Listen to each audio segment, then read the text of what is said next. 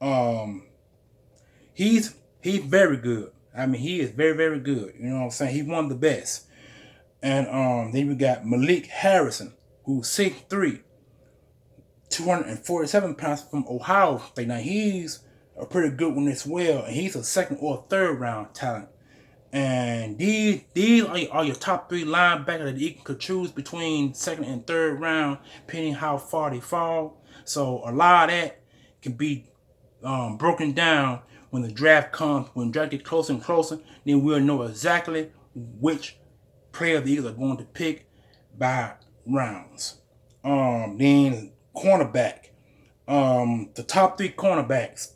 Jeff Okuda, 6'1", 205 pounds from Ohio State, who is a first round talent off the back, bar none. This guy can run with any receiver. He can run with any tight end, and he can also run with running backs out the backfield. This guy is a complete cornerback. Now the Eagles could be looking at him as the draft proceeds when it gets closer, or they could go wide receiver, like I said before, or they can go linebacker, like I said before. So I mean, Eagles got plenty of opportunities. The question is what the Eagles are going to do with all the draft capital that they have to move up to get the player of need that they really want to help Carson Wentz, which we all know that that's what they're saying. They want to go young wide receiver to help Carson Wentz, which is good because we got two, Alshon and Deshaun Jackson, on the roster along with Greg Ward, and you got both tight ends, Goddard and Ertz, and can't forget Josh Perkins, and can't forget B. Scott. You know what I'm saying? So then we got C.J. Henderson, 6'1", 204 pounds from Florida. He's pretty good as well. He's a physical corner. This guy also physical. I see him make tackles, open field tackles. I see him do that. Jeff Okuda do open field tackles as well. So you got two good corners that considered first round. And then you got Trevon Diggs, 6'1", 202 pounds from Alabama, who's also a first round talent. Them your top three guys for a corner. There's other corners that are going to be picked. There's other linebackers that are going to be picked. There's going to be plenty of edge rushers, plenty of centers, and plenty of wide receivers. And then last but not least, we have the safeties. Your top three safeties. Isaiah Simmons, 6'4", 238 pounds from Clemson. This is a wide-body safety, ladies and gentlemen. This guy is wide-body. And we all know Rodney McCleon, or McClennan, however you pronounce his last name, is on his last leg because he signed him to a 2-year contract. So this is more like his last contract in the NFL as a whole.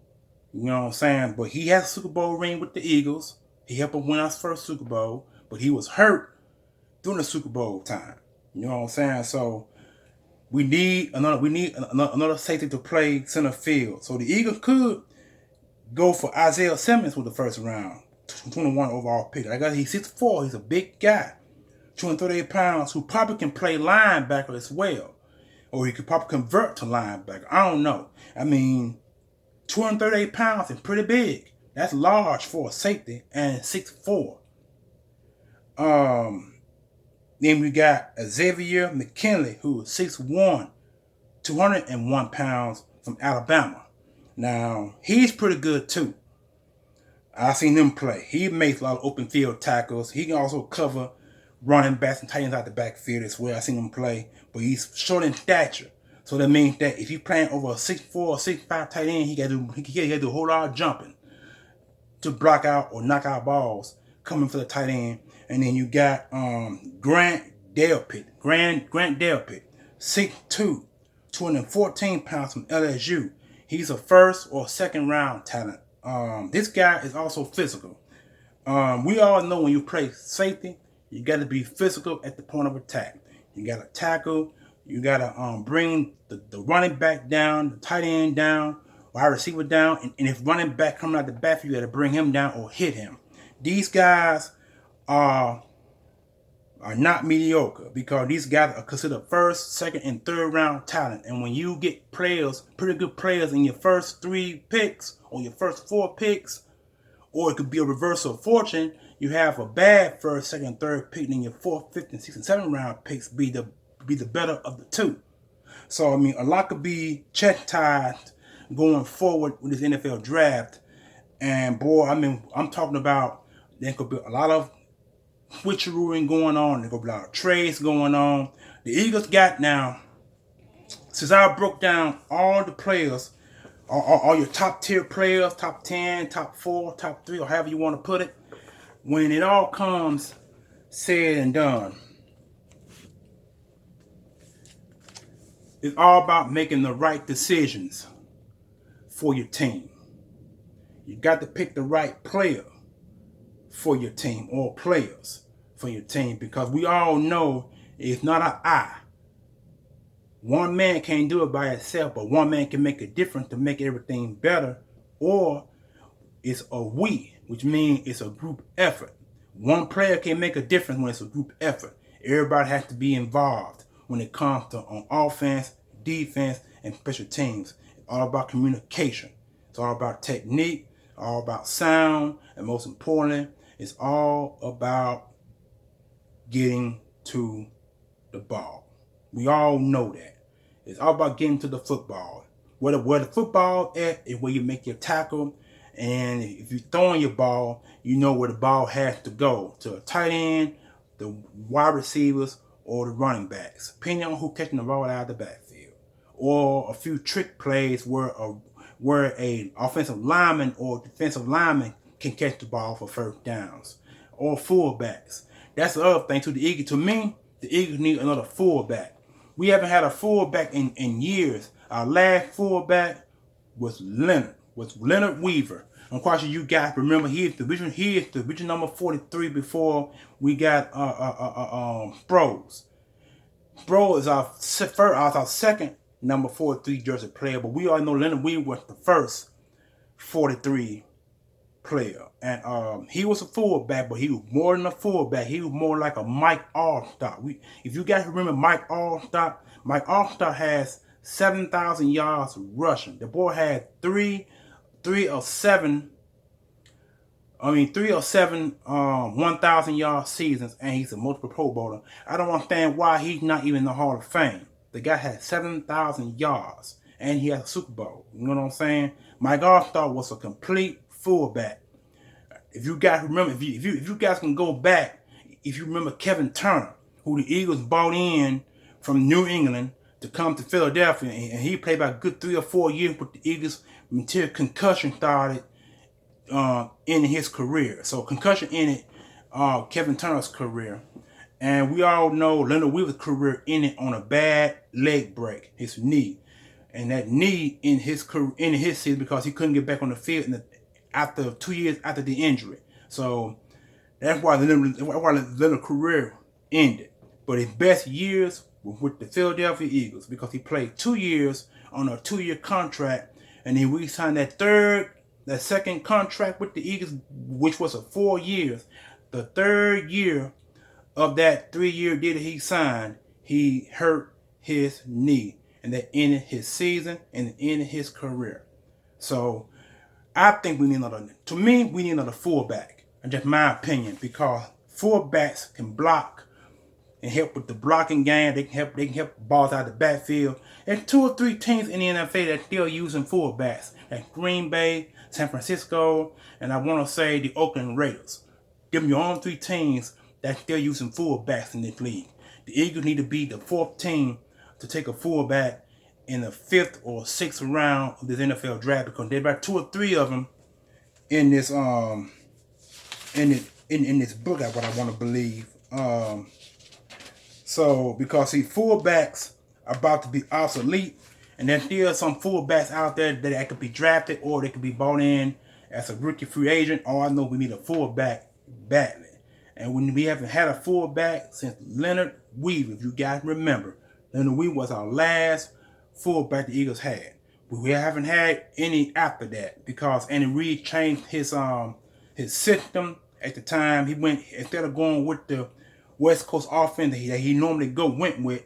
He also lead the fullback after Weaver left or career ended and started going with a bunch of spread options on his offense. Because Andy Reid is like, let me see, he started the spread option offense with the Eagles, and then it was like in 2010, I think, that when he started that spread option offense with Michael Vick, where Michael Vick can run out of the read and get downfield for first down, or he can throw out of the read. So that was the last time the Eagles had a fullback, was 2009, and that was Leonard Weaver when he hurt his knee and ended his season in his career.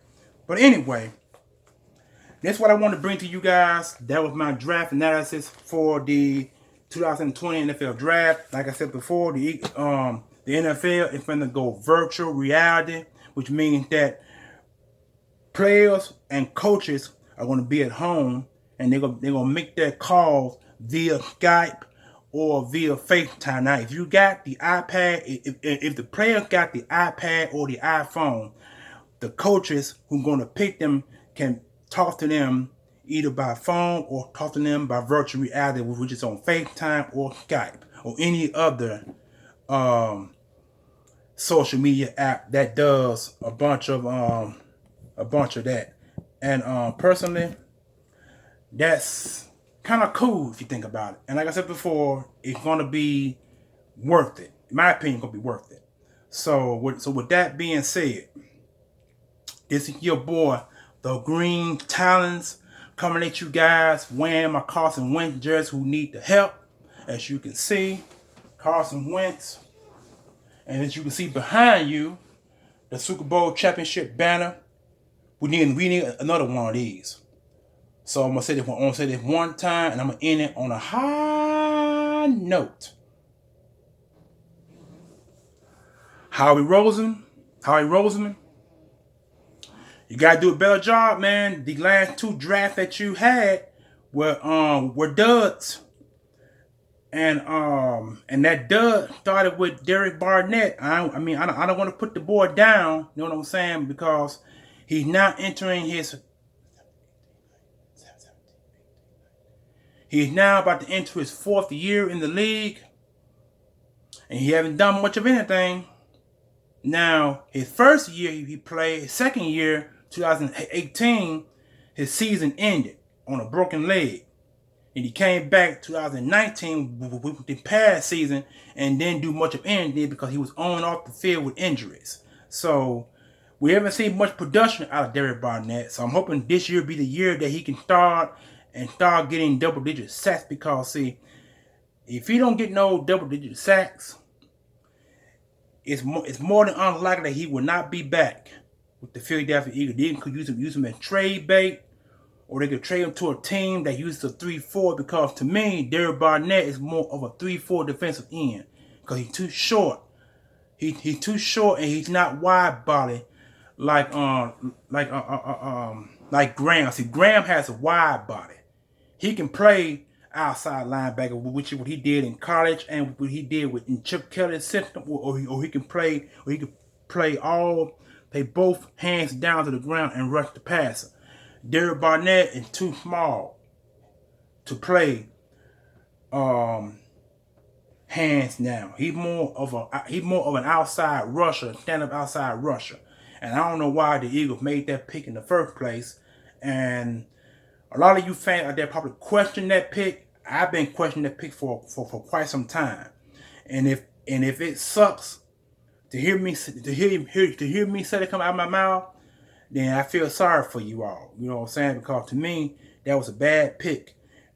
Another player should have been picked instead of Derek Barnett. I'm not sure exactly what Jim Schwartz saw in this guy, but all I know is that Derek Barnett better produce in 2020 as if we have a season this season. You know what I'm saying? So if he don't produce this year and get at least 9 sacks or 10, I have a feeling that that's going to be his last and final year in Philadelphia. Because like I said, this is his 4th year. He drafted in 2017, our Super Bowl year. 17, 18, 19. And 3 years gone. Like I said, first year he played good. Second year, he didn't play because he had a season-ending injury.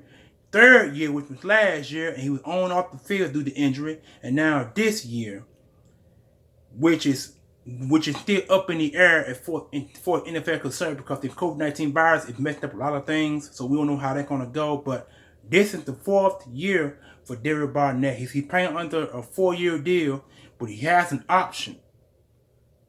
You know what I'm saying? The Eagles might not okay his option after this year if he don't produce more than 9 sacks this season.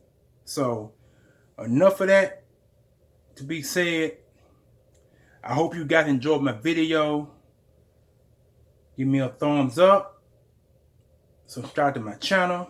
And most importantly, give me a like and write down what you think about my video that you liked, what you didn't like, and most importantly, what I should have said, or what I shouldn't or shouldn't have said in this video pertaining to the 2020 NFL Draft. I feel I covered everything, so I really don't know. It's up to you guys. But anyway, this is your boy, the Green Talons, coming at you with a video about the 2020 NFL Draft. Peace, one love.